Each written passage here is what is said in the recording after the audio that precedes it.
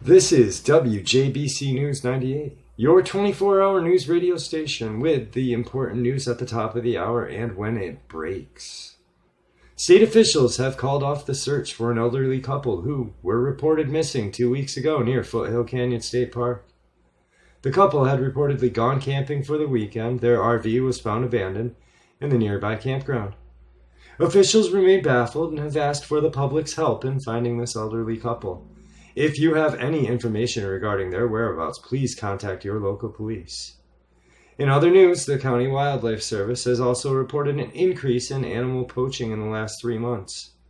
The county has had to dispose of several partially dismembered carcasses left by these poachers.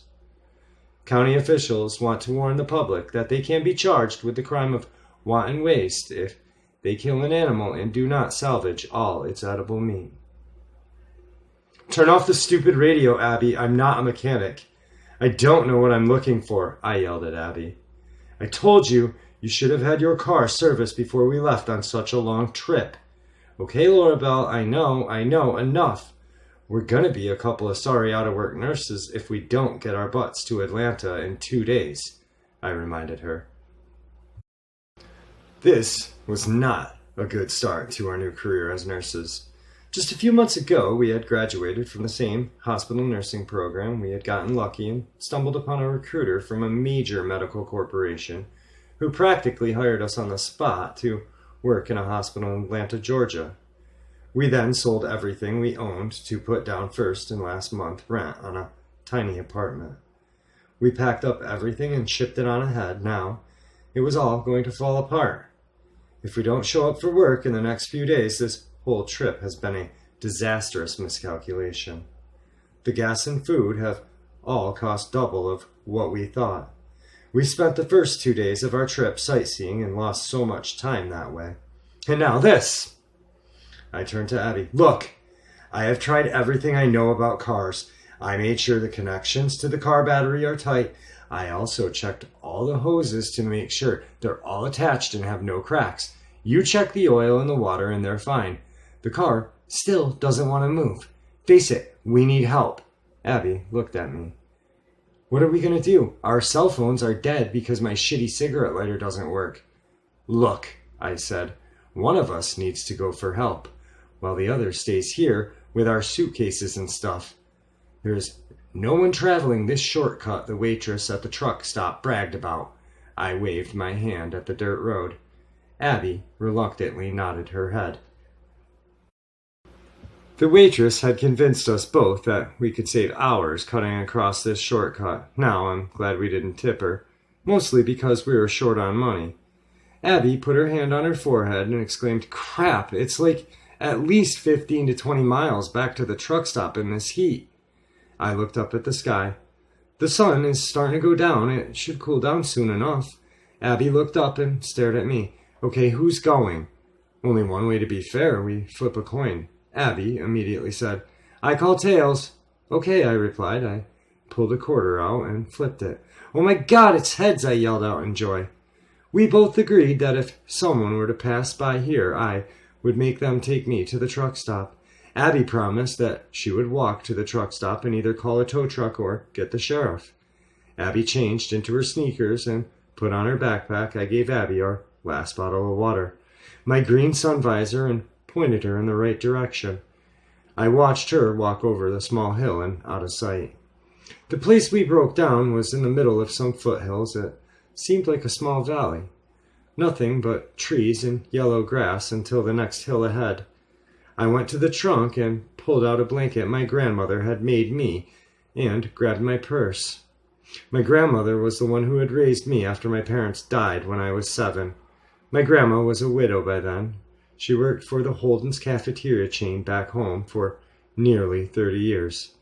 Between the both of us working and financial aid, I was able to swing nursing school. That's where I met Abby. She had been a medic in the Army and was going through school on a GI Bill. Grandma was so happy for us when Abby and me got hired. I was hoping to convince Grandma to move down to Atlanta with me after she retired next year. I walked up a small hill near the car. I put my blanket down under a tree to get some shade. There was a nice, cool wind blowing. I decided I would wait here until the sun went down, then sit in the car until help arrived. I used my purse as a pillow and stretched out on the blanket. I was plumb tired. We had been up since the crack of dawn, and we messed with the stupid car for over an hour. I needed some rest. Shit! I sat straight up and opened my eyes to the clear night sky. What time is it? I must have fallen asleep. I raised my wrist to my face only to realize my watch must still be in the car. I took it off earlier to go over the engine. I looked down at the hill to see the car was still broke down on the side of the road. I got up, picked up my blanket, and walked down the hill. As soon as I got to the car, I opened the door and grabbed my wristwatch off the dash. It had been 3 hours since Abby had left. I hope she gets help soon. I really don't want to spend the night out here alone. I put away my stuff in the back seat. I got in the driver's side seat and locked all the doors. My stomach rumbled. I felt hungry. I looked in the back seat and found Abby's doggy bag from lunch. Yes! She only ate half her club sandwich and was saving the other half for later. Well, guess what? It's later. I quickly unwrapped the sandwich and shoved most of it in my mouth. Yes, I know, very unladylike, and kind of cold move eating Abby's food, but she's not here and the sandwich will just go to waste, and then no one would enjoy it. It was pretty good, tasted better than my tuna salad on wheat I had back in the coffee shop, or maybe I was just so hungry that anything would taste good to me right now. I turned the car key, then flipped on the radio to listen to some music while I ate. There were only faint signals coming in. I could only tune in the news station and the country station playing Drop Kick Me Jesus through the goalpost of life. I got frustrated and just turned off the radio. Great, stranded with nothing to do. I finished up my sandwich and put the used wrapper in the bag and tossed it in the back seat. I looked out the car window. This place was pitched black, even with the moon and stars. I looked around at all the surrounding hills. I then had an idea. If I can climb all the way to the top of a hill I was sleeping on, I could maybe get a better view of the valley. I might spot a roadway or a house with their lights on, something within walking distance, or at least it would give me something to do. It might get us out of here sooner and back on the road to Atlanta. I took the keys out of the ignition, but left the car door unlocked just in case Abby came back before me. I once again walked up the hill and past the spot I had taken a nap. I was surprisingly winded when I got to the top of the hill. I could see some of the small valley, but no car headlights or homes.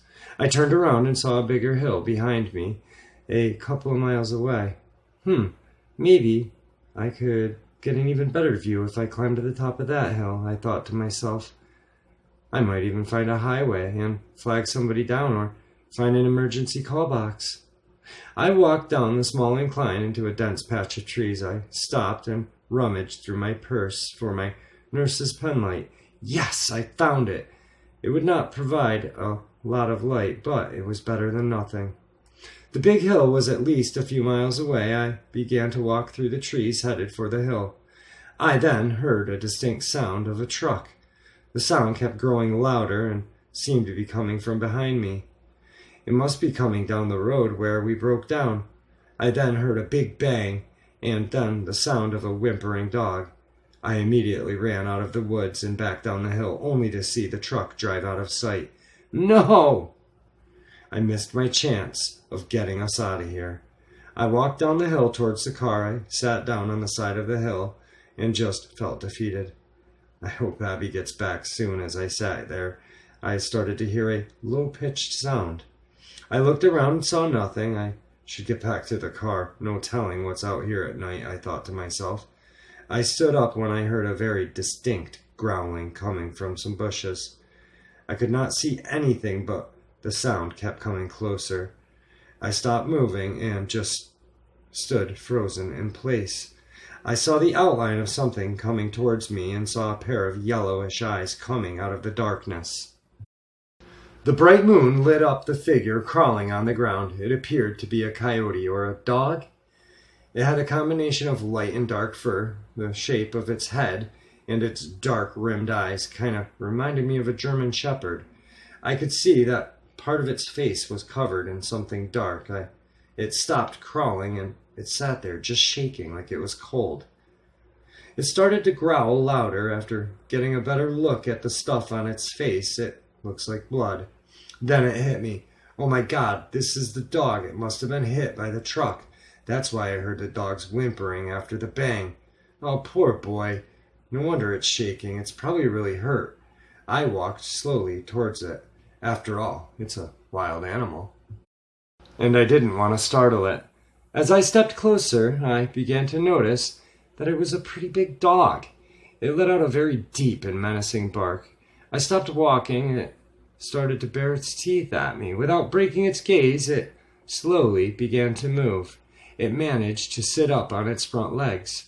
It then moved its left very long paw back and brought up its left leg, then slowly raised itself upright onto its hind legs. At first, I couldn't comprehend what I was seeing. This dog just got up off of 4 legs and stood upright like a man. It stood at least 6 feet tall. It appeared to have blood on its fur all along its right side of its body. It held its right arm bent and close to its body as if it was injured. Its right leg was at an unnatural angle and appeared much different than the left.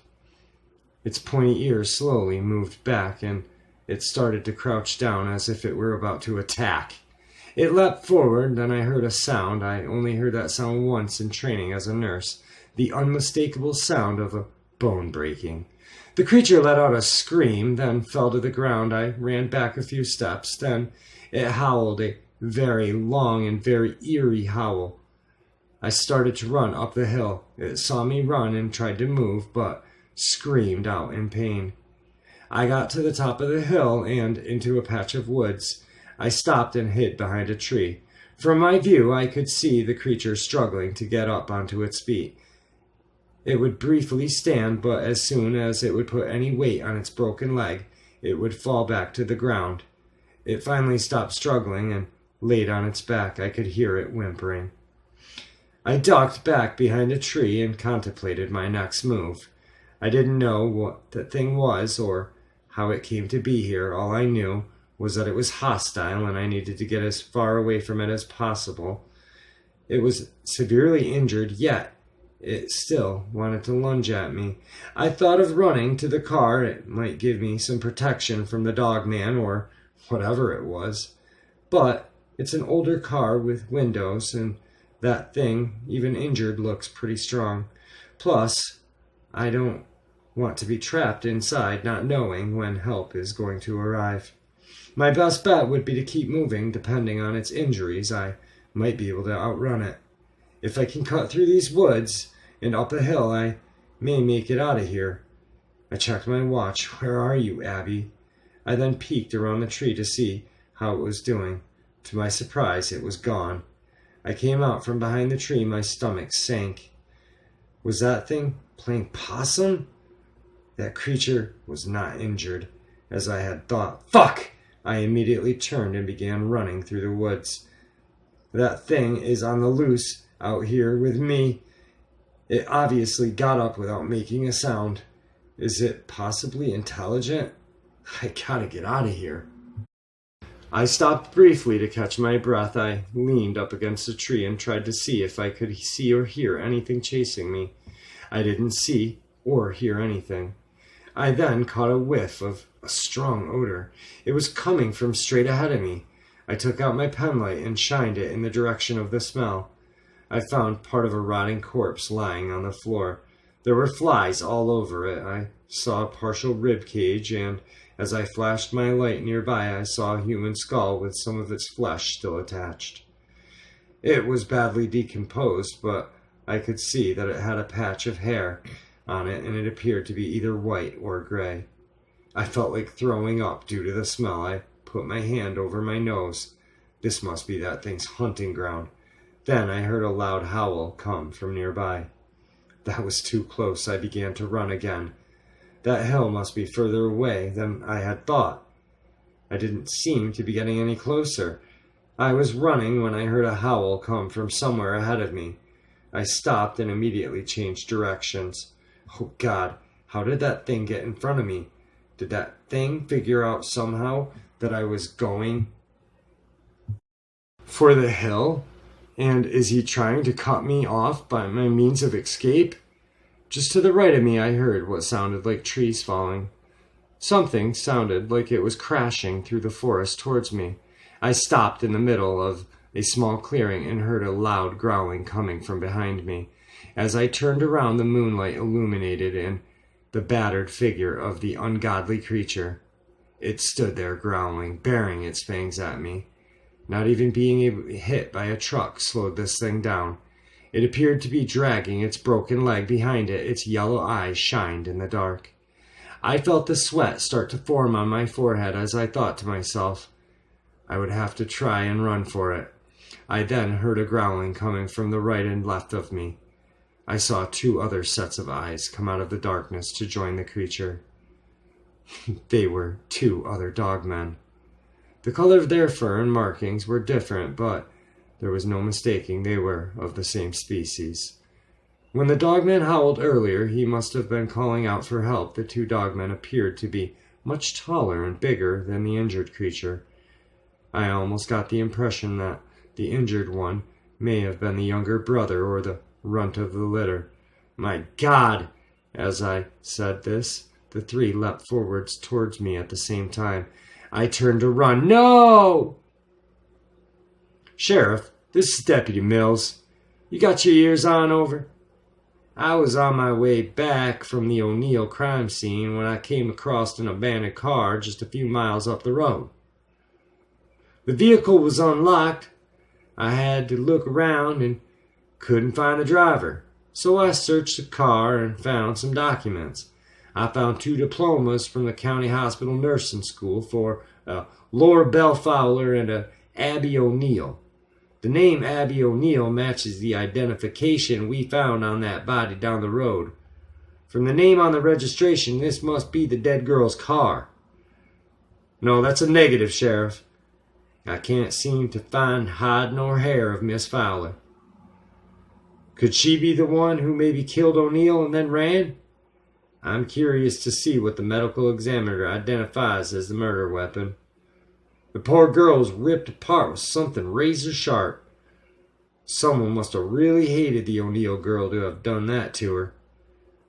I'm going to secure the vehicle and call a tow truck to have it taken to the police garage so we can conduct a more thorough search of the car later. Over? Sorry, Sheriff. Say again? Can you repeat that? Sorry. Some damn dog was howling and I couldn't hear that last part. No, negative. I don't need backup. I'll just wait for the tow truck, then I'll get back to the station. Mills out. That last howl sounded awful close. Oh well, it's only a dog anyway.